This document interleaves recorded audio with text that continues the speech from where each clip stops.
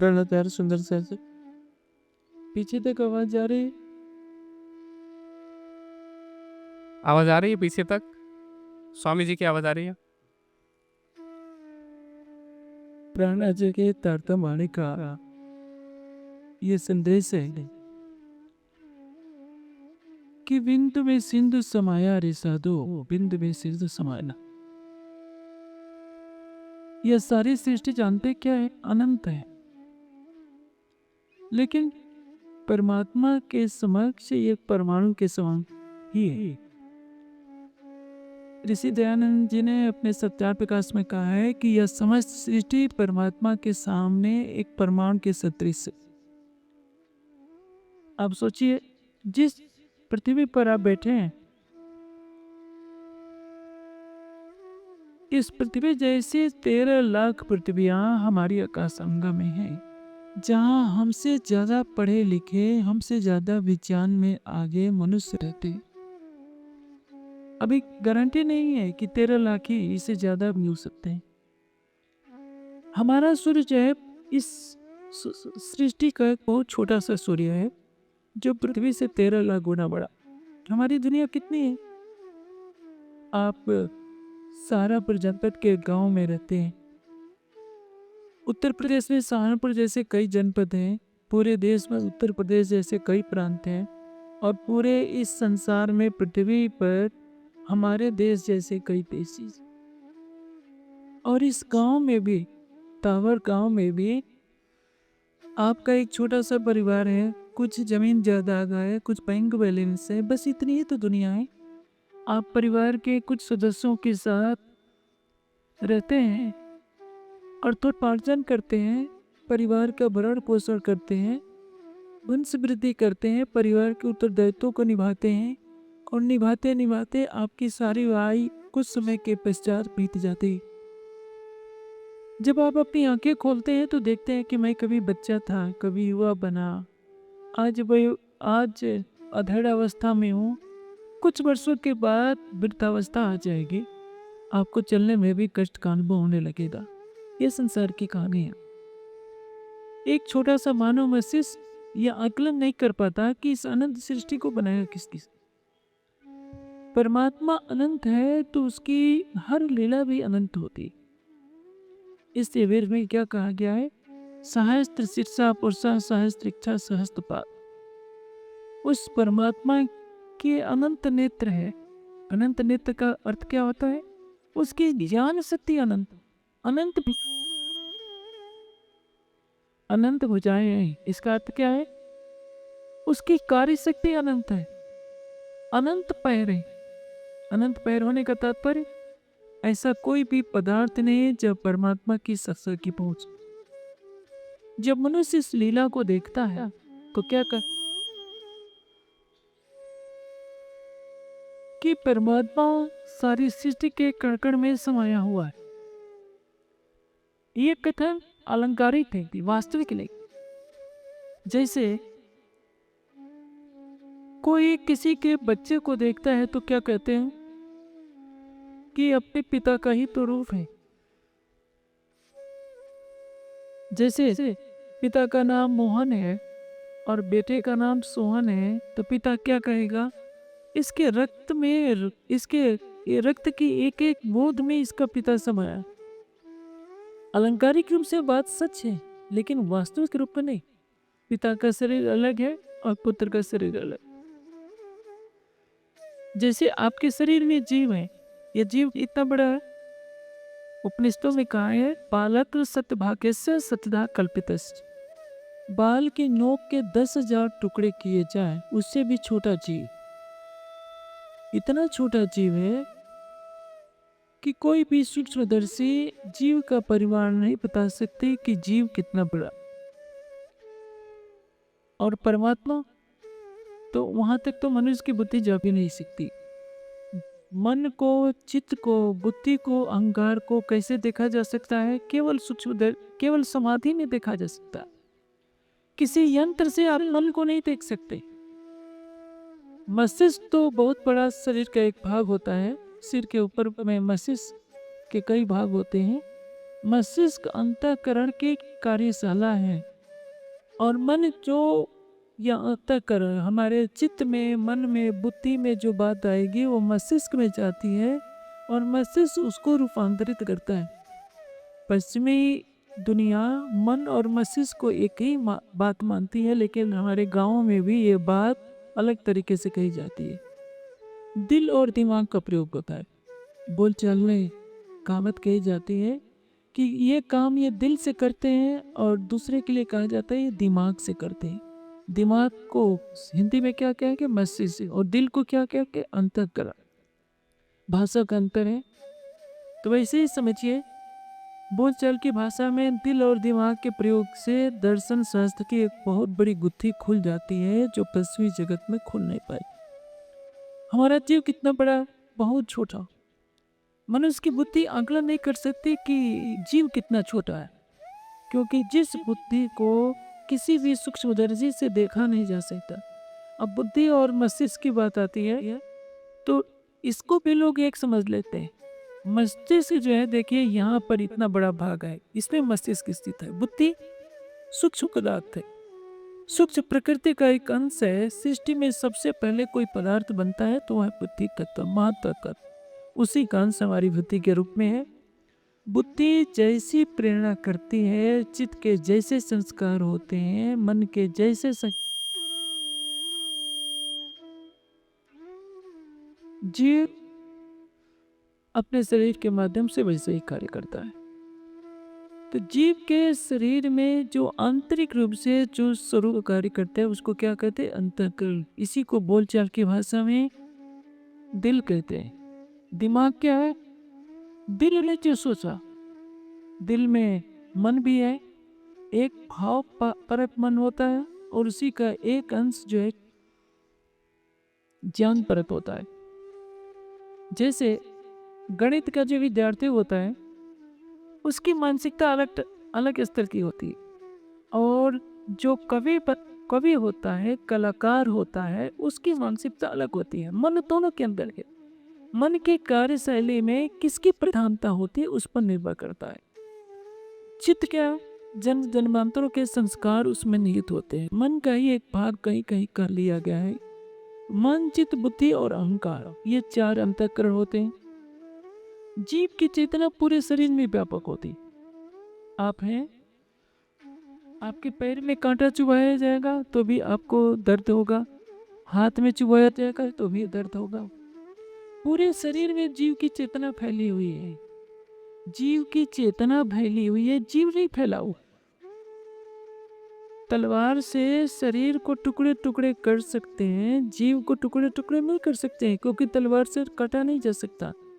इसलिए तो गीता कहती है नयनम छिन्दन्ति सहस्त्राणि, किसी शस्त्र से इसको काटा नहीं जा सकता। नयनम छिन्दन्ति सहस्त्राणि, नयनम बृहति पावका, अग्नि इसको जला नहीं सकती।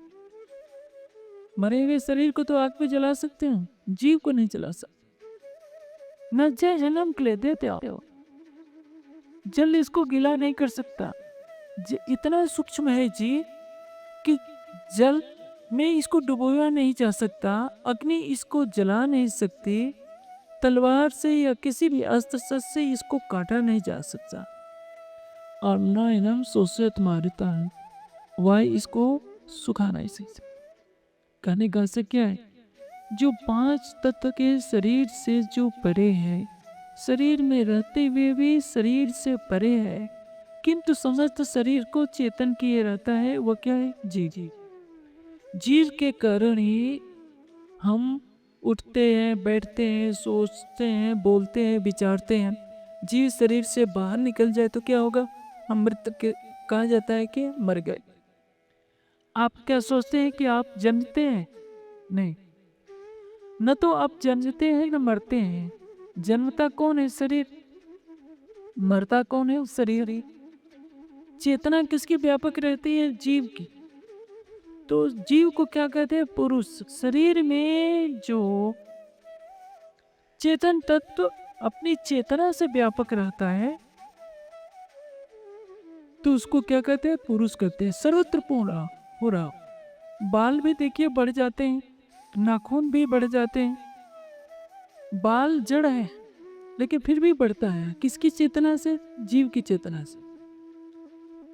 एक सूक्ष्म जीव जिसको सूक्ष्मदर्शी भी देखने में असमर्थ है, जो सूक्ष्मदर्शी इलेक्ट्रॉन को देख सकती है, प्रोटॉन को देख सकती है, लेकिन जीव को नहीं देख सकती, और वह जीव हाथी के शरीर को चेतन किए रहता है, व्हेल के शरीर को चेतन किए रहता है, अमीबा जैसे सूक्ष्म जीव के अंदर भी वही होता है, बैक्टीरिया के अंदर भी वही होता है, और उसी की चेतना से हाथी या व्हेल का शरीर इतना बड़ा, हाथी से कई गुना बड़ा होता है व्हेल मछली का शरीर, वह भी चेतन बना रहता है। और उसके शरीर के रोम रोम में, एक एक सेल्स में, शरीर में जितने कोष होते हैं, सब में किसकी चेतना व्यापक होती है? जीव की चेतना।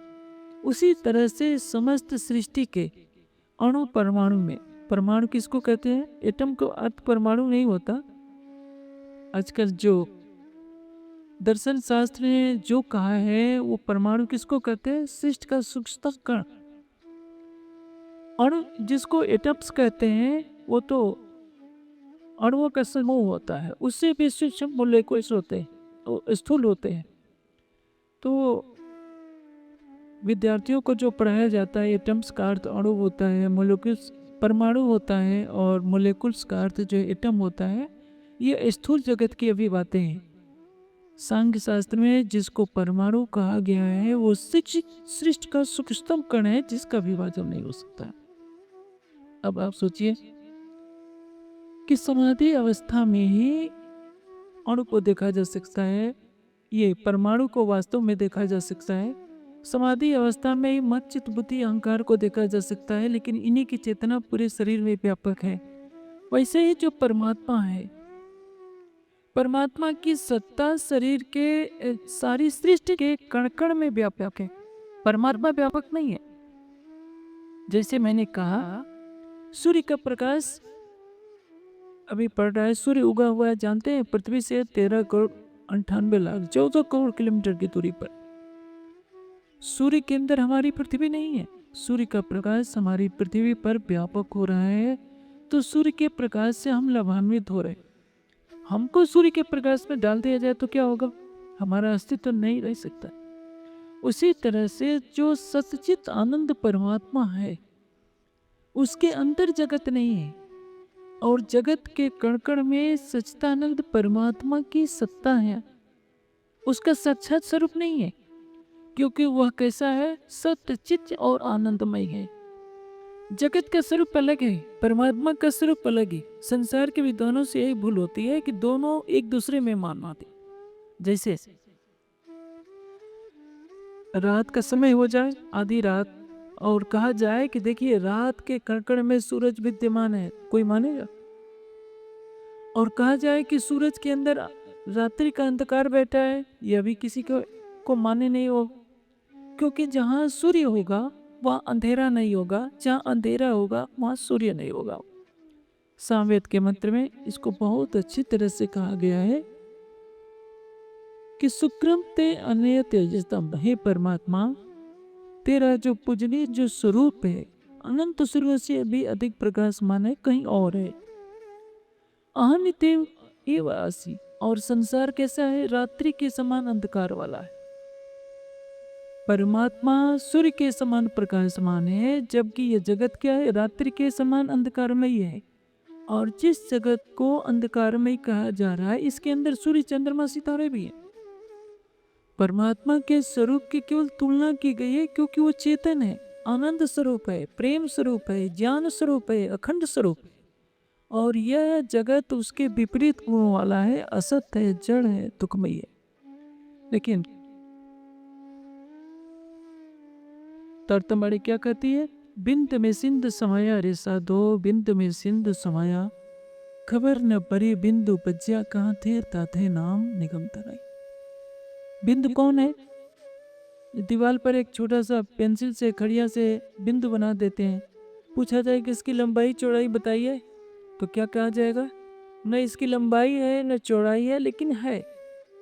उसी तरह से करोड़ों गैलेक्सियों वाली सृष्टि, जिस हमारी एक छोटी सी गैलेक्सी में हमारे सूर्य जैसे करोड़ों सूर्य हैं, उसी तरह से हमारी गैलेक्सी जैसी करोड़ों गैलेक्सियां इस सृष्टि में है और ये सारी गैलेक्सियां केवल 18% है।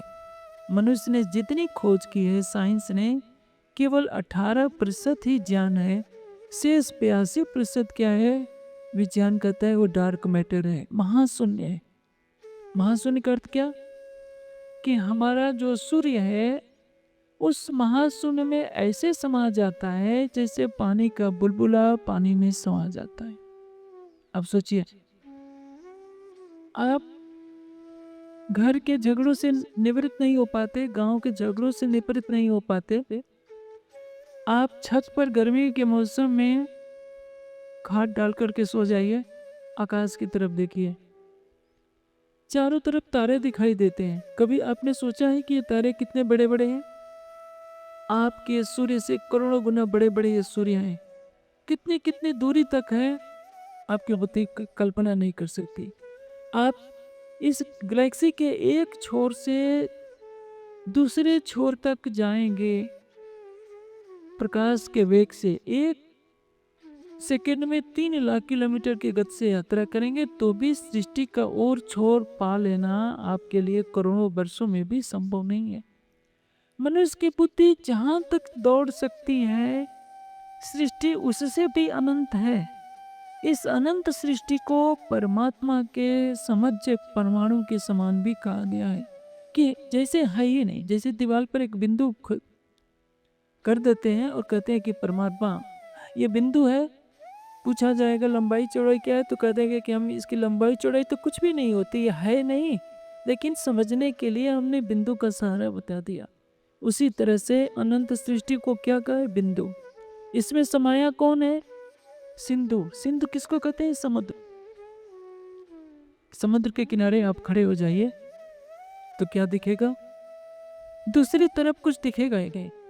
नदी के दूसरे किनारे तो दिखाई देता है, क्योंकि नदी का जो पार्ट होता है बहुत कम होता है। समुद्र का पार्ट तो अनंत है मनुष्य की आंखों के लिए। आप लंका चले जाइए, भारत के आखिरी चोक कन्याकुमारी पे, दूसरी तरफ देखेंगे तो हिंद महासागर दिखाई देगा, प्रशांत महासागर, सारे महासागर मिले हुए हैं। आप हिंद महासागर का और छोर नहीं देख सकते आंखों से। हवाई जहाज से घूमेंगे, परिक्रमा करेंगे या अंतरिक्ष यान में बैठ करके पृथ्वी की परिक्रमा कर सकते हैं तो देखेंगे कि ये समुद्र की सतह है, लेकिन इन नंगी आंखों से समुद्र का और छोर एक किनारे से दूसरे किनारे को नहीं जान सकते। तो आप सोचिए, समुद्र में क्रीड़ा करने वाली एक मछली को क्या पता कि हिंद महासागर की लंबाई चौड़ाई कितनी है? उसी तरह से मानव मस्तिष्क इस सृष्टि के और छोर का पता नहीं लगा सकता।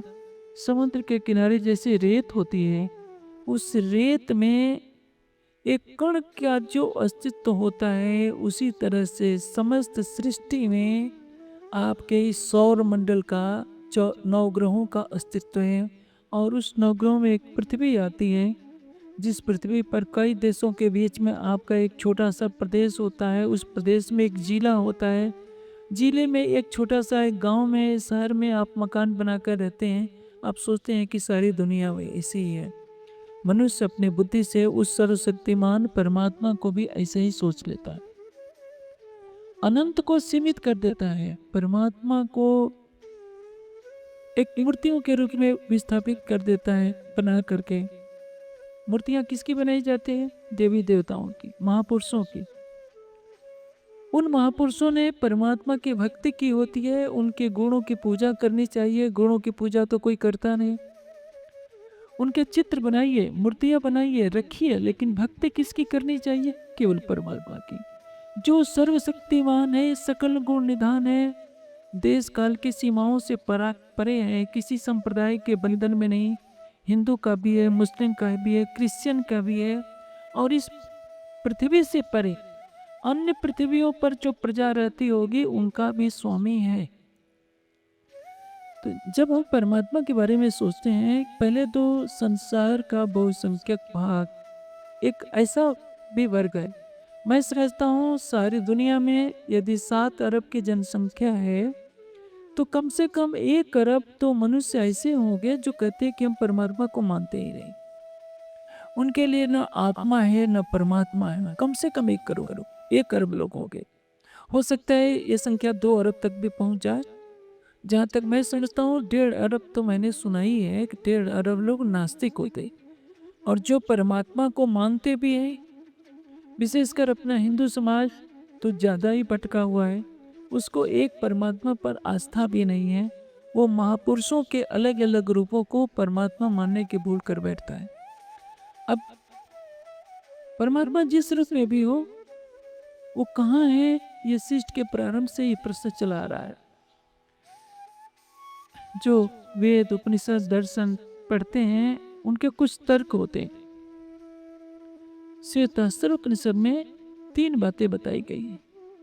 जैसे दूध में घी होता है, लकड़ी में आग होती है, फूल में सुगंध होती है, तिल में तेल होता है, वैसे ही परमात्मा सृष्टि के कण में। ये तर्क देखने में बहुत अच्छे लगते हैं, लेकिन समझने की बात है। जैसे मान लीजिए कि मैं हाथ में घड़ी पहना हूं, घड़ी को देखकर यदि घड़ी बहुत अच्छा कार्य करती है तो मैं किसी अपने मित्र से कहूं कि मेरी घड़ी बहुत अच्छी है, इसको जिस कारीगर ने बनाया बहुत अच्छा है। अब मेरा मित्र इस घड़ी को आग में गलाएगा कि मुझे उसको निकालना है, हथौड़े से कूट कूट करके टुकड़े टुकड़े करेगा, तो क्या मेरा मित्र इस घड़ी में से इस घड़ी को बनाने वाले को निकाल सकता है? क्योंकि वह जो है घड़ी को जिसने बनाया है वो निमित्त कारण है। निमित्त कारण उपादान कारण के अंदर कभी व्यापक नहीं होता, अपने स्वरूप से व्यापक नहीं होता, अपनी सत्ता से अपनी कारीगरी से व्यापक होता है। जैसे देखिए, अभी तो जाड़े का मौसम आ रहा है, 4 महीनों के बाद गर्मी का मौसम आ जाएगा मई जून में। यदि आप मई जून में सुराही खरीदने जाते हैं तो पूछा जाए जिस कुंभकार ने सुराही को बनाया है, क्या सुराही के कड़कड़ में वो बैठा है? सुराही के अंदर उसकी कला दिखती है। तो कहा जाता है कि सुराही के हर कोने में उस कार्य जो कुंभकार है वो बैठा हुआ है। ये अलंकारिक भाषा है। इसलिए उपनिषदों ने क्या कहा, यो देवो अग्नो यो अप्स यो भुवनम अविवेश या औषधेश वनस्पतिश तस्मै देवाय नमो नमः। जो परमात्मा अग्नि में, जल में, जो समस्त सृष्टि में व्यापक है, जो औषधियों में है, जो वनस्पतियों में है, उस परमात्मा को प्रणाम है।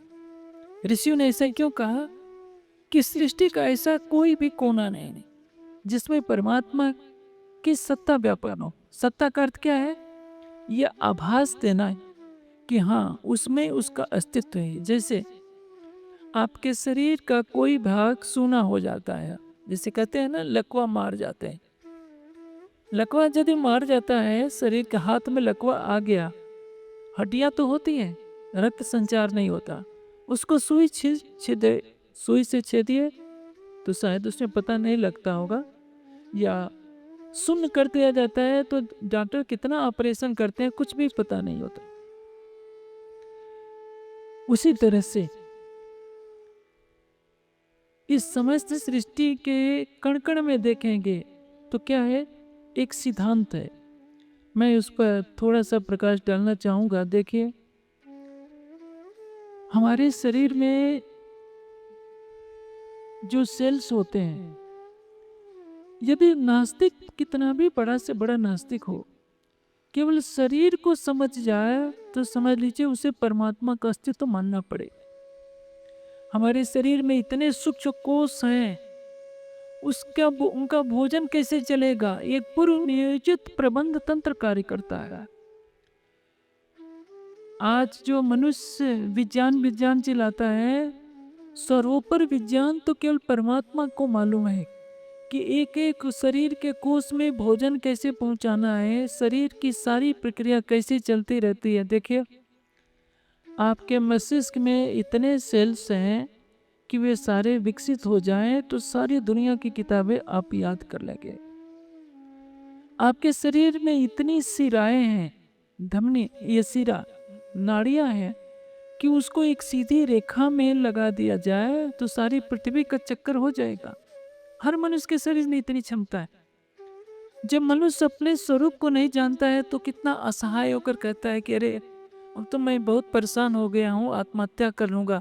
क्योंकि वो अपने स्वरूप को नहीं जानता, वो अपने शरीर को जानता है। संसार के कष्टों से अपने को असहाय पाता है तो दुखी होकर कहता है कि इससे तो अच्छा मर जाऊं। लेकिन उसको पता नहीं है कि ये मानव जो तन मिला है अनमोल तन है। ये मानव तन मिला है केवल सच्चिदानंद परमात्मा को पाने के लिए। इसलिए जीवन का सर्वोपरि लक्ष्य क्या होना चाहिए? को अहम, मैं कौन हूँ यह जान जाऊं। कुता आगतोस, कहाँ से आया हूँ, मेरा अस्तित्व क्या था। जब मैं पैदा नहीं हुआ था तो इसके पहले मेरा स्वरूप क्या था, मैं कहाँ था। और जब मैं मर जाऊंगा मतलब मेरा शरीर मृत्यु को प्राप्त हो जाएगा। आत्मा तो, जीव का अस्तित्व तो वैसे ही बना रहेगा। तो मैं कहाँ जाऊंगा? पशु पक्षी में जाऊंगा, किसी आनंदमयी धाम में जाऊंगा, या कहीं जन्म लूंगा, कहाँ होगा? ये तीन बातें जाननी जरूरी है। मैं कौन हूँ, कहाँ से आया हूँ, शरीर और संसार को छोड़ने के पश्चात मुझे जाना कहाँ है। जिसने इस सृष्टि को बनाया है उसको बनाने वाला, इसको बनाने वाला जो सच्चिदानंद परमात्मा है, कौन है, कहाँ है, कैसा है? ये 6 अनादि प्रश्न है। और उसको पाने का मूल मार्ग क्या है? मुख्यतः 7 प्रश्नों के इर्द गिर्द ही सारे संसार के ग्रंथ रचे जाते हैं। सारे वेदों में, उपनिषदों में इन्हीं 7 विषयों पर चर्चा की गई है। कते पक्ष में भी तौरेत, इंजील, जंबूल, कुरान में अपने तरीके से इन्हीं विषयों पर विचार होता है। ये ठीक है कि अध्यात्म का सूरज केवल भारत में उगता है, संसार में तो इसका कुछ अंश ही पहुंच पाता है। तो अभी जो मैं बात कह रहा था कि बिंद में सिद्ध समाया रे साधो, बिंद में सिंधु समाया। बिंदु अर्थात सृष्टि के कण कण में कौन समाया है? अनंत सागर रूप परमात्मा अपनी सत्ता से समाया है। इसलिए तो उसको वेद ने कहा, ईशावास्यम इदम सर्वम यत् किंच जगत्याम जगत। जो कुछ जड़ रूप जगत है परमात्मा इसमें क्या है? सत्ता से व्यापक। अब देखिए, हम कहते हैं कि लकड़ी में आग है, घी में, ये दूध में घी है, दिखाई नहीं देता। लकड़ी को जब रगड़ेंगे तो आग प्रकट हो जाती है। उसी तरह से शिष्ट के कणकण में परमात्मा है। जब हम समाधि में बैठते हैं तो हमारे अंदर जो परमात्मा होता है दिख जाता है। ये तर्क दिया जाता है। दूध में घी है, घी जब दूध को मथते हैं, दही बनाते हैं, या ऐसे कच्चे भी मथते हैं तो उसमें से मक्खन निकल आता है। फूल में सुगंध है, दिखाई नहीं देते। ये सारे तर्क सुनने में बहुत अच्छे लगते हैं, लेकिन देखिए, दूध में घी है। जैसे मैंने आपको बताया, मिट्टी से घड़ा बनाते हैं तो घड़े को बनाने में 2 कारण है।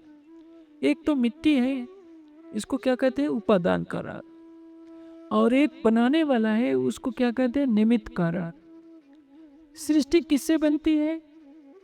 माया से, प्रकृति से, जिसको सत्व रजतम 3 गुण होते हैं। प्रकृति के कण में उस परमात्मा की सत्ता समाई हुई है। इस तथ्य को दर्शाने के लिए, जैसे दूध में घी होता है लेकिन आंखों से दिखाई नहीं देता। जब दूध को बिलोया, गर्म करके दही में परिवर्तित किया जाता है या बिलोया जाता है तो उसमें से घी निकल आता है। वैसे मनुष्यों का तर्क है कि समाधि अवस्था में हम सर्वव्यापक परमात्मा का दर्शन कर लेते हैं जब हमारी आत्म जागृति हो जाती है। एक चीज है, दूध किससे निकलता है? गाय के थन से। तो गाय का शरीर क्या हो गया? उपादान कारण। दूध में घी व्यापक होता है, क्या दूध में गाय भी व्यापक होती? मुर्दा गाय से दूध नहीं निकल सकता, जीवित गाय से ही दूध निकलेगा। गाय का जो शरीर है वो है उपादान कारण, निमित्त कारण कौन है? गाय का जीव। इसलिए दूध में जो घी होता है, गाय के दूध में कम घी निकलता है, भैंस के दूध में ज्यादा घी निकलता है। वह तो उसका गुण है। घी भी जड़ है और दूध भी जड़ है, दोनों का गुण एक है। लेकिन जो चेतन तत्व है गाय, वो दूध के अंदर व्यापक नहीं है, अपनी गुणवत्ता को उसमें छोड़ देती है। जैसे गाय में जो बुद्धिवर्धक का गुण है गाय के दूध में, वो भैंस के दूध में बुद्धिवर्धक गुण उतना नहीं होता है। इस प्रकार जो निमित्त कारण गाय है वह दूध के अंदर व्यापक नहीं होती, बल्कि अपनी गुणवत्ता की छाप छोड़ती है।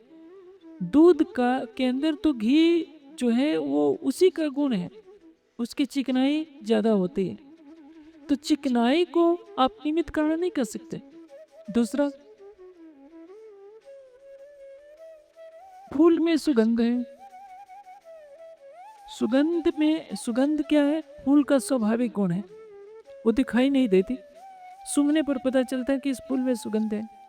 लेकिन जिस माली ने फूल के पौधे को लगाया है वह तो निमित्त कारण हुआ।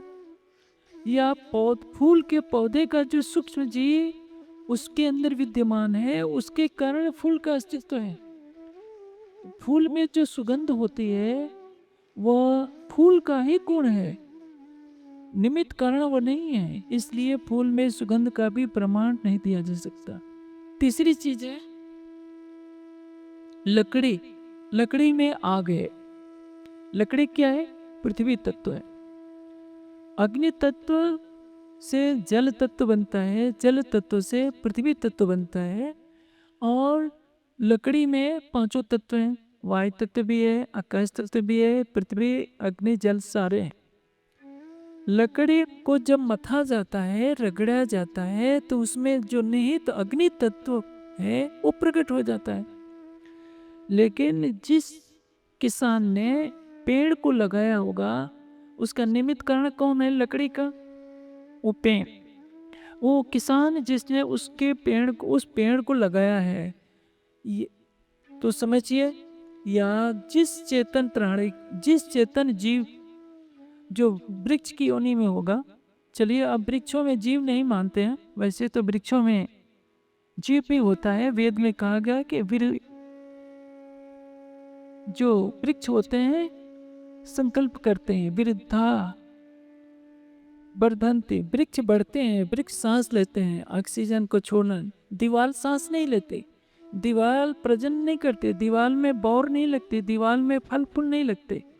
वृक्षों में जीवन होता है, चेतना तो उसमें होती है। वह चेतना वृक्ष, जैसे वृक्ष बढ़ता है, आज एक पौधा है, कल को पेड़ बनता है, फिर वो सूख जाता है, उसकी चेतना निकल जाती है, तो पुनः उसमें फल फूल लगना बंद हो जाते हैं। तो वह जो चेतन तत्व है उसने वृक्ष को बढ़ाया है, उसकी चेतना पूरे वृक्ष में फैली होती है। तो निमित्त कारण कौन है? वो जीव। यदि लकड़ी को रगड़ने से अग्नि प्रकट होती है तो अग्नि भी जड़ है, घी भी जड़ है, और फूल की सुगंध भी कोई चेतन पदार्थ नहीं है, जड़ है। निमित्त कारण कभी भी उपादान कारण के अंदर स्वरूप से व्यापक नहीं होता, सत्ता और कारीगरी से व्यापक होता है। सूर्य को किसने बनाया है? परमात्मा ने बनाया है। चंद्रमा को, पृथ्वी को, अनंत सृष्टि को किसने बनाया है? परमात्मा ने बनाया है। तो हम क्या कहते हैं कि उसकी कारीगरी कितनी है कि एक एक पौधे में, एक एक अणु परमाणु में, मनुष्य के एक एक कोष तक में उस परमात्मा की सत्ता दृष्टिगोचर हो रही है। जैसे कि हम सुंदर घड़ी को देखकर कहते हैं ना कि इस घड़ी को बनाने वाला कितना समझदार होगा, कितना बुद्धिमान होगा जिसने इस सुंदर घड़ी को बनाया है। उसी तरह से समस्त सृष्टि को बनाने वाला कितना महान बुद्धिमान होगा, ज्ञान का सागर होगा। दुनिया जब उस परमात्मा को नहीं पा पाती है तो क्या कहेगी? जैसे दूध में घी है उसी तरह से सृष्टि के कण में परमात्मा है। उपनिषदों में क्या कहा?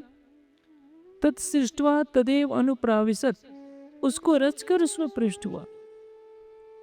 परमात्मा के संकल्प से यह समस्त सृष्टि दृष्टिगोचर हो रही है। जब उसकी इच्छा होगी, अपना समय होगा, यह समस्त सृष्टि काल के गाल में समा जाएगी। लेकिन परमात्मा तो उत्पन्न होने वाले और लय होने वाले इस जगत से सर्वथा परे है।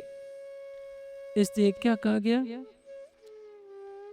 कि वो परमात्मा इस अंधकार रूप जगत से सर्वथा परे है। तमसा परस्तात कहा गया, तमस के परे है। और हम तमस में खोज रहे हैं। जैसे अंधेरे में सूरज को खोजा जाए, वैसे ही दुनिया इस सृष्टि के कण में उस परमात्मा को खोज रही है। जबकि सारी सृष्टि माया से बनी है, सत्य और रजतम की सृष्टि है। सत्य और रजतम के अंधकार में उस परमात्मा को कैसे खोजा जा सकता है? इसी को कहते हैं कि बिंदु में सिंधु समाया रे साधो, बिंदु में सिंधु समाया, खबर न पड़े बिंदु उपज्या कहाँ थे, ताथे नाम निगम धरा। इसलिए इसका वर्णन किया गया है। सत्य क्या है? असत आपे क्यों सत को पेके, इन पर पार न पाया। हमारा मन जितना मनन कर सकता है, हमारी बुद्धि जितना सोच सकती है, विवेचना कर सकती है, हमारा चित्त जितना चिंतन कर सकता है, परमात्मा उससे भी परे। इसलिए जब समाधि अवस्था प्राप्त नहीं होती, हमारी चेतना अपने निज स्वरूप में स्थित नहीं होती, तब तक परमात्मा के बारे में कोई कुछ जान नहीं पाया। अटकलों के सहारे सबने परमात्मा के स्वरूप की धारणा की। आप देखिए आज हिंदू समाज कहाँ कहाँ भटका हुआ है। वो परमात्मा के स्वरूप को नहीं जान पाता, क्योंकि न वो वेद पढ़ता है, न उपनिषद पढ़ता है, न गीता पढ़ता है, न दर्शन शास्त्र पढ़ता है। 1000 संप्रदाय हैं हमारे देश में। हिंदू समाज के अंदर 1200 जातियां हैं। 1200 जातियां आपस में अलग लड़ती हैं कि हम बड़े। संप्रदाय लड़ते हैं कि हमारा सिद्धांत बड़ा है, दूसरे सबका सिद्धांत छोटा है। लेकिन जब तक सत्य ज्ञान की कसौटी पर परखा न जाए, तब तक सत्य और असत्य का निपटारा नहीं होता। परमात्मा कौन है, कहाँ है, कैसा है, इसको जानने के लिए हमें क्या करना पड़ेगा? उस सर्वशक्तिमान परमात्मा की शरण में जाकर अपने हृदय को निष्पक्ष बनाना पड़ेगा। अपनी अंतरात्मा की पुकार सुननी पड़ेगी कि वास्तव में परमात्मा का स्वरूप कैसा है, कहाँ है। जब तक इस रहस्य का समाधान नहीं होता कि परमात्मा कहाँ है, कैसा है, तब तक हमारी सारी सेवा पूजा, हमारी सारी भक्ति पूजा पाठ तपस्या निरर्थक हो जाती। ज्ञान ही तो मार्ग दिखाता है, ज्ञान सत्य को दर्शाता है। बिना ज्ञान के कोई भी व्यक्ति यदि कितना भी पूजा पाठ करता है तो निष्फल हो जाएगा। जैसे एक व्यक्ति ईंट का चबूतरा बना देता है और कहता है कि यही परमात्मा है, उसको 56 भोग लगाता है, मत्थे टेकता है, तो वो तो चबूतरे को लगा रहा। उसको बताया जाए कि जो परमात्मा है, क्षर अक्षर से परे उत्तम पुरुष है, अक्षरातीत है, सच्चिदानंद स्वरूप है, माया से परे है, तब तो जाकर उसकी आराधना करेगा। अन्यथा वह ईंट के चबूतरे को ही परमात्मा मानता रहेगा। क्या कहा है? किन माया पार न पाइया, किन कहियो न मूल वतन, स्वरूप न कहियो काहू ब्रह्म को, कहे उठ चले ना मन बचल। संसार की प्रवृत्ति यही है कि कोई भी माया से परे जा नहीं पा रहा है। ये माया क्या है? जहां तक हमारी दृष्टि नहीं जा सकती, हमारी इंद्रियों की पहुंच से परे है। आंखों से उसको देखा नहीं जा सकता। आंखों से हम संसार को देखते हैं। ये आंखें तो बिना दर्पण के सहारे खुद को नहीं देख पाते। इंद्रियों का राजा कौन है? मन है, जो मन से भी परे है, बुद्धि से परे है, वाणी से जिसको कहा नहीं जा सकता, उस परमात्मा को इस सृष्टि के कण में कैसे व्यक्त किया जा सकता है? सृष्टि उसकी रचना है, लेकिन वो स्वयं रचना में नहीं है। जैसे मैंने कहा कि घड़े को बनाने वाला घड़े के अंदर बैठा नहीं होता है, घड़े के अंदर अपनी कारीगरी छोड़ देता है। दूध के अंदर घी व्यापक होता है, दूध के अंदर गाय व्यापक नहीं होती। फूल के अंदर फूल को लगाने वाला माली व्यापक नहीं होता। फूल के अंदर जो सुगंध है उसका स्वाभाविक गुण होता है।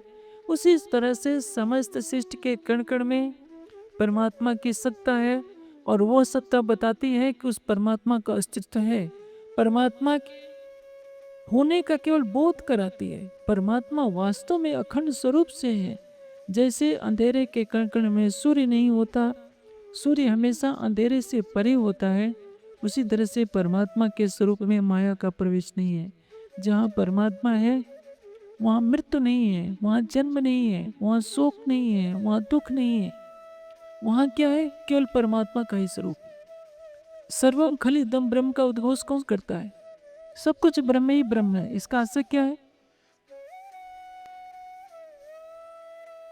माया से परे जो ब्रह्म का धाम है उसमें क्या है? न तत्र सूर्योभात, वहां सूर्य प्रकाशित नहीं होता है। न चंद्र तारकम, चंद्रमा और ताराएं भी।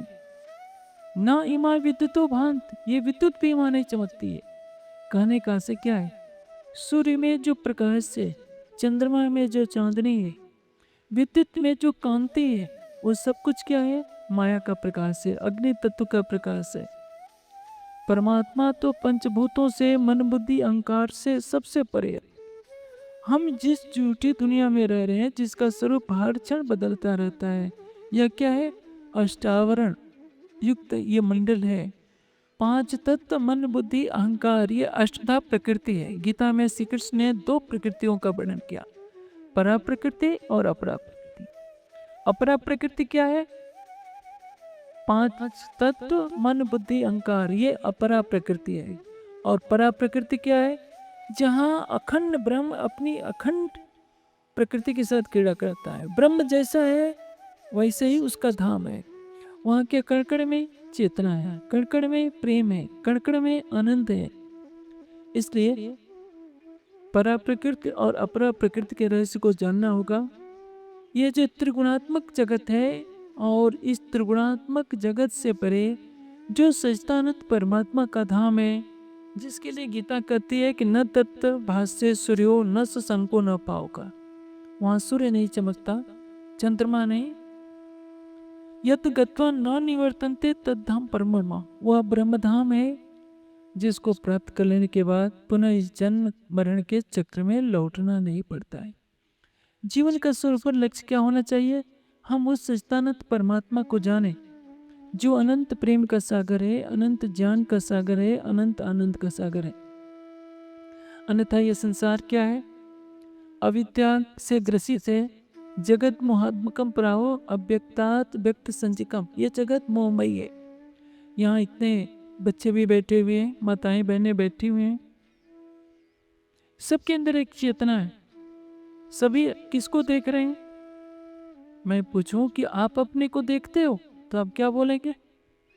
देखते हैं तभी तो। आप किसको देख रहे हैं? शरीर को देख रहे हैं। मैं पूछूं कि आप सो रहे हैं कि जग रहे हैं, तो आप क्या उत्तर देंगे? कि हम जग रहे हैं तभी तो आपकी बात सुन रहे हैं। नहीं, आप अविद्या की निद्रा में, अज्ञान की निद्रा में सो रहे हैं। जगह उसको कहते हैं जो स्वयं को जानता हो। जो स्वयं को नहीं जानता, अपने शरीर को जानता है, संसार को जानता है, उसको माया में सोया हुआ ही कहते हैं। इससे गीता में एक बहुत ऊंची बात कही है, या निशा सर्वभूतानाम तस्याम जागृत संयमी। अजंता की वरना रात्रि जिसमें सारा संसार सो रहा होता है, संयमी पुरुष जागता है। संयमी किसको कहते हैं? जो धारणा ध्यान समाधि की प्रक्रिया से गुजर रहा होता है वह जागृत होता है। संयमी पुरुष अपने को देख रहा होता है कि मैं कौन हूँ, शुद्ध हूँ, बुद्ध हूँ, संसार की माया से अलग हूँ। हमारे देश में एक आदर्श माता हुई है, ब्रह्मवादिनी मदालसा। वो बच्चों को लोरी सुनाती थी। कि शुद्धोवस बुद्धोवसी निरंजनोवसी संसार माया परिवर्जितोवसी। मेरे बेटे तू शुद्ध है, बुद्ध है, ज्ञान स्वरूप है, तेरे ऊपर माया का कोई भी कार्य नहीं। तू हाथ पैर वाला शरीर, तू हाथ पैर लिए हुए शरीर वाला नहीं है, निरंजन है। तू तो हाथ पैर से रहित शुद्ध बुद्ध चैतन्य है। तू संसार के माया से अलग है। एक माँ जब अपने बच्चे को ये सुनाती है तो सोचिए उसका भविष्य क्या होगा।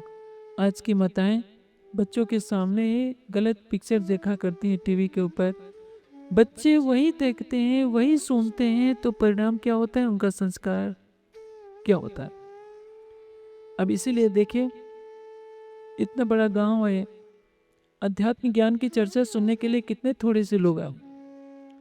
यहाँ के अनुसार अच्छे हैं, लेकिन यदि मेरे स्थान पर कोई नृत्य मंडली आ जाती, पिक्चर के गीत गाती, तो शायद उसको नियंत्रित करने के लिए पुलिस भी बुलानी पड़ती। पूरा गांव आ जाएगा, 80-90 साल का वृद्ध भी आ जाएगा। कोई मेले तमाशा होता है, बिना कहे बिना निमंत्रण के भाग पाकर सब लोग जाते हैं, क्योंकि यह संसार माया के निद्रा से पैदा हुआ है।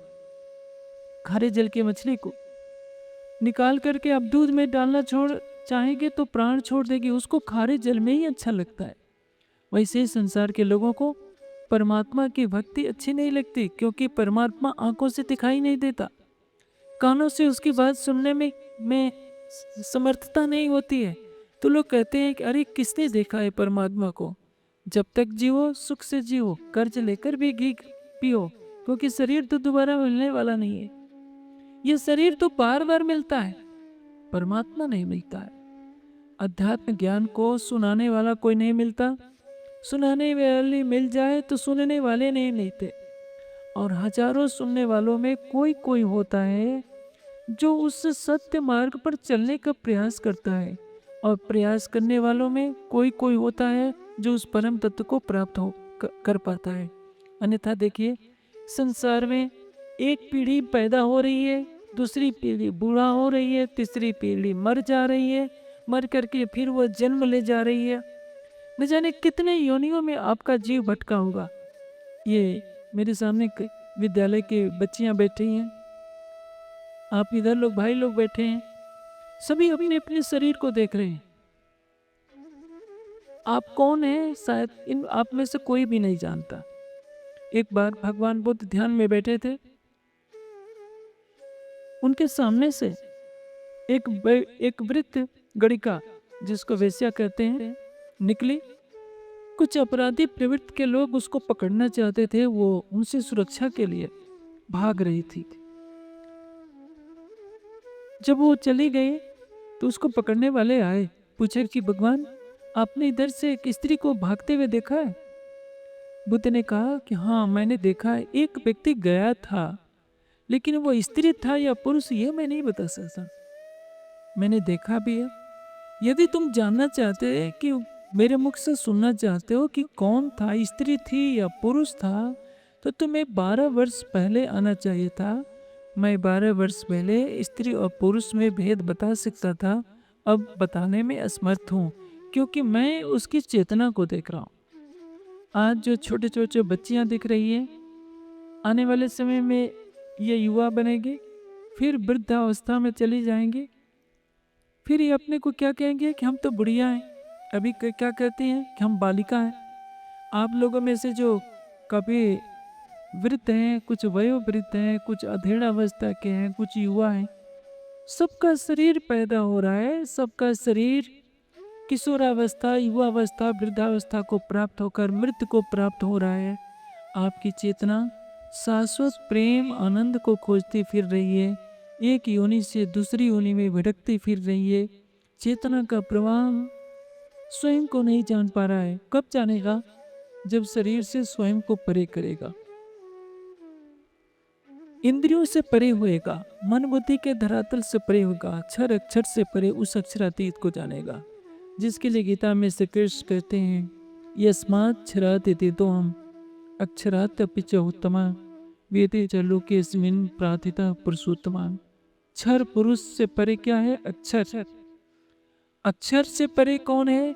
उत्तम पुरुष अक्षरातीत। इसलिए उस उत्तम पुरुष अक्षरातीत का ज्ञान ग्रहण करना आवश्यक है।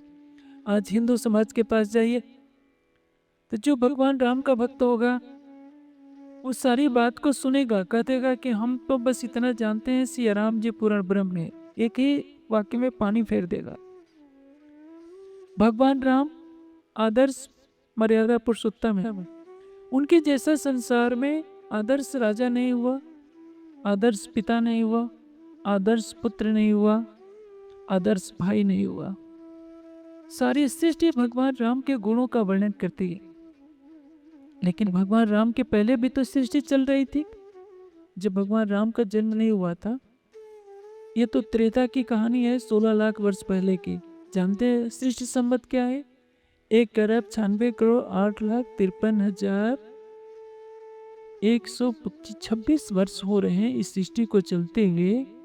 तो 16 लाख साल वर्ष पहले भगवान राम आए, उसके पहले कौन सृष्टि को चला रहा था?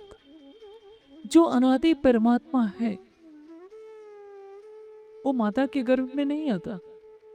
उसकी उपासना सभी महापुरुष करते हैं, भगवान राम करते हैं, भगवान शिव करते हैं, हनुमान जी करते हैं, गणेश जी करते हैं। ये सभी महापुरुष हैं। भगवान राम मर्यादा पुरुषोत्तम है, योगेश्वर श्री कृष्ण सभी योगों में पारंगत हैं, योगियों के प्रमुख हैं। भगवान शिव भी महान योगीराज हैं। सृष्टि में सबसे पहले योगी कोई हुआ है तो भगवान शिव। इनके गुणों की पूजा ही इनकी वास्तविक पूजा है।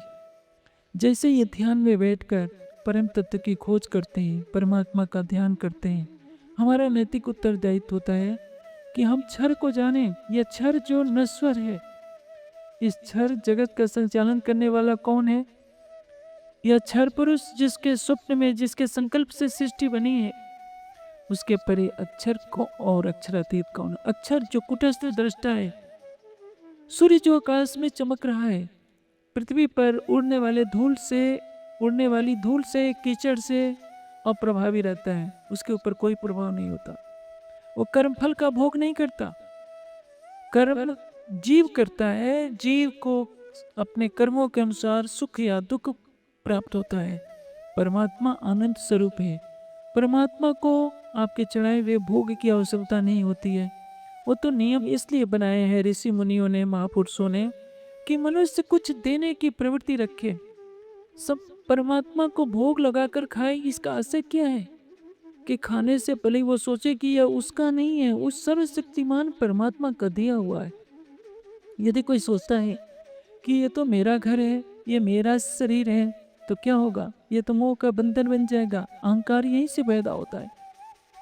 इसलिए ब्रह्मनाथ जी की वाणी ने एक बात कही है कि मेरी मेरी करत दुनी चाहते, बोझ ब्रह्मांड सिर लेवे, पाव पलक का नहीं भरोसा, तो भी सिर सर्जन को न देवे।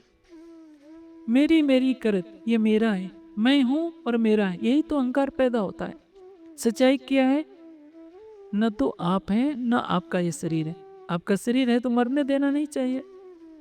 आप इस संसार से कण कण नहीं ले जा सकते, लेकिन सोचते हैं कि मेरे बिना ब्रह्मांड का काम ही नहीं चलेगा।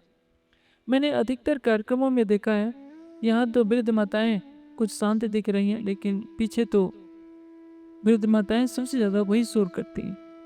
उनको क्या मोह रहता है कि मेरे घर का क्या होगा, मेरे पोते का क्या होगा।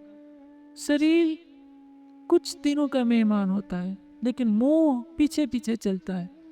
बुढ़ापे में भी मोह पीछा करता रहता है। मनुष्य नहीं सोचता कि चंद दिनों की श्वास बची है, इसमें हम सर्वशक्तिमान सच्चिदानंद परमात्मा से प्रेम भक्ति कर लें, क्योंकि हमारे साथ क्या जाने वाला है? केवल परमात्मा का प्रेम।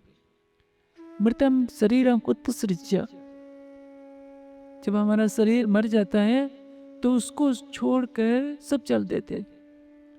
काष्ठ लोष समझ, तो धरती पर जैसे लकड़ी होती है, मरे हुए शरीर को छोड़कर सब चल देते हैं, श्मशान में ले जाकर जला देते हैं। और बाद में क्या होता है? विमुखा बांधवा यांत, आपके साथ क्या जाएगा? धर्म जाएगा। आपकी कमाई हुई संपत्ति में से 1 रुपया भी आपके साथ जाने वाला नहीं है। आपके साथ केवल धर्म जाएगा, ज्ञान जाएगा। आपने परमात्मा की प्राप्ति की है तो उसका फल जाएगा, जिसके परिणाम स्वरूप आपको मोक्ष प्राप्त होगा परमात्मा का साक्षात्कार के पश्चात, अन्यथा नहीं। लेकिन दुनिया क्या सोचती है, यह मेरा है, यह मेरा है, मेरी मेरी करत दुनि चाहते, बोझ ब्रह्मांड सिर लेवे, पाव पलक का नहीं भरोसा, तो भी सिर सर्जन को न दे। एक पलक किसको कहते हैं? आंखों को खोलने और बंद करने में जितना समय लगता है उसको क्या कहते हैं? एक पल। एक पल के चौथाई हिस्से का भरोसा नहीं, पता नहीं कभी किसी का अटैक आ जाए, दुनिया से शरीर छूट जाए। लेकिन जब तक शरीर चल रहा है, हाय तो वह मची रहती है। लोग सोचते हैं कि मैं इतना कमा कर रख दूं कि मेरी 7 पीढ़ियां खाती रहे। एक सेठ जी की कहानी है, बहुत उदास थे। उनके मुनीम ने पूछा कि सेठ जी क्यों उदास हो रहे हैं? कहा कि मेरे पास इतना धन है कि मेरी 10 पीढ़ियां ऐसे ही बैठे रहे तो भी खाएंगी। मैं चिंतित हूँ कि मेरी 11वीं पीढ़ी का क्या होगा। उन्हें अपनी चिंता नहीं है कि जब शरीर छूटेगा, आपके शरीर को जला दिया जाएगा, आपके घर वाले आपको भूल जाएंगे, आपकी 10वीं पीढ़ी वाले आपको बिल्कुल याद नहीं करेंगे, लेकिन आप उनके मुंह में मरे जा रहे हैं। यही संसार कहानी है, अपने आत्म कल्याण की चिंता नहीं। इसलिए आपको जो इमानत तन मिला है, अरबों खरबों रुपये देने के बाद भी पुनः दोबारा मिलने वाला नहीं है। प्राय घरों में ऐसा होता है कि लोग सोचते हैं कि मेरा बच्चा यदि धर्म की तरफ ज़्यादा मुड़ेगा तो कहीं महात्मा बन जाएगा, घर को छोड़ जाएगा, तो अपने बच्चों को धार्मिक शिक्षा से दूर रखते हैं। और इसी का परिणाम है कश्मीर फाइल बनती है, केरला फाइल बनती है। आप बच्चों को कम से कम परमात्मा के बारे में बताइए। घर के वयोवृद्ध जो माता पिता हैं, दादा दादी हैं, उनका उत्तरदायित्व है कि बच्चों को संस्कार दें। यदि आप बच्चों को आध्यात्मिकता से नहीं जोड़ेंगे, घर घर में परमात्मा का ध्यान नहीं होगा, घर घर में सत्संग नहीं गूंजेगा, तो आने वाली पीढ़ियां पतन के मार्ग पर चलेगी। धर्म ही सारी सृष्टि को धारण करता है, और धर्म से दूर रहने का तात्पर्य अपने विनाश को निमंत्रण देना। इसलिए आवश्यकता है कि आप स्वयं को जानिए, अपनी आत्मा के उस सच्चिदानंद परमात्मा को जानिए जो सारी सृष्टि का परमात्मा है। वह एक है और उसके समान कोई भी दूसरा नहीं हो सकता। एकम एव अद्वितीयम। आज हिंदू समाज यही तो कर बैठा है, एक परमात्मा से किनारे कर बैठा है और परमात्मा के स्थान पर महापुरुषों को, देव पुरुषों को अपना सर्वस्व मान चुका है। परिणाम यह होता है कि जो शंकर जी की भक्ति करता है वह विष्णु की निंदा करता है, जो विष्णु की निंदा करता है वो सब की पूजा करता है, वो शंकर की निंदा करता है। जो देवी की पूजा करता है वो कहता है कि ब्रह्मा विष्णु शिव तो इनसे छोटे हैं। इनको पता नहीं कि सबको उत्पन्न करने वाला एक ही परमात्मा है। इसलिए उस सर्वशक्तिमान सकल गुण निधान उत्तम पुरुष अक्षरातीत की भक्ति कीजिए, जिसके लिए गीता कहती है कि उत्तम पुरुष तो अन्य परमात्मा इति उदाहरता। क्षर अक्षर से परे उत्तम पुरुष अक्षरातीत एक है, उसके समान कोई नहीं है। इससे सारी मानव जाति, चाहे हिंदू हो, मुस्लिम हो, क्रिश्चियन हो, सबका उपास्य कौन है? सच्चिदानंद परमात्मा। अपनी अपनी भाषा में अलग अलग रूपों से उसी परमात्मा के अनेक गुण कर्म स्वभावों का नामों का वर्णन किया जाता है, और मानव जाति उसी में लड़ती रहती है क्योंकि वास्तविक ज्ञान नहीं हो पाता। मैं ऐसा करूँगा कि ये सत्संग की ज्योति जलती रहे, सबके हृदय में ज्ञान का प्रकाश हो और सभी ज्ञान से युक्त होकर उस सच्चिदानंद परमात्मा के प्रेम में डूबे। यही मेरी शुभकामना।